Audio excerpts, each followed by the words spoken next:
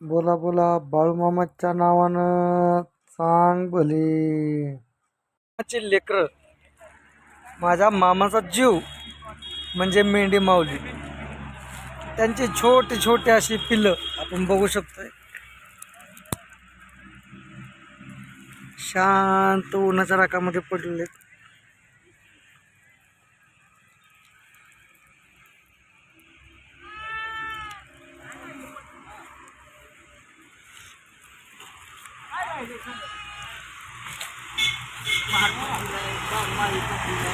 मामा जय बाळू मामा.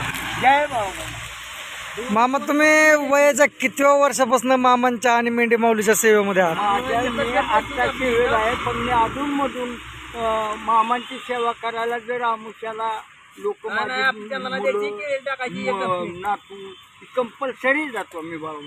म्हणजे तुमच्यापासून तुमच्या पुढची पिढी पण सध्या मामांच्या सेवेत आहेत. संवासात आहेत. मामांचे तुमच्यासाठी काय अनुभव? अनुभव म्हणजे मामांचा खरोखर नाव जरी घेतलं तर त्यांचा अनुभव एवढा मोठा आहे. नुसती मालिका बघितली तर मला अनुभव आला.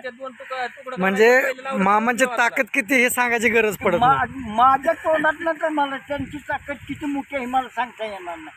म्हणजे पांडुरंगापेक्षा बी मोठी ताकद आहे खरोखरच. म्हणजे म्हणजे जर आमुषा पौर्णिमा असेल किंवा जसा तुम्हाला वेळ मिळेल, वर्षातून 6 महिने 2 महिने 1 महिना जसा वेळ मिळेल तशी तुम्ही सेवा करता म्हणा. आम्ही निदान त्यांच्या पायाचं दर्शन तर घेऊन जाणार. म्हणजे मामांची सेवा, मामांची भक्ती अखंड अखंड अखंड आहे म्हणायचं.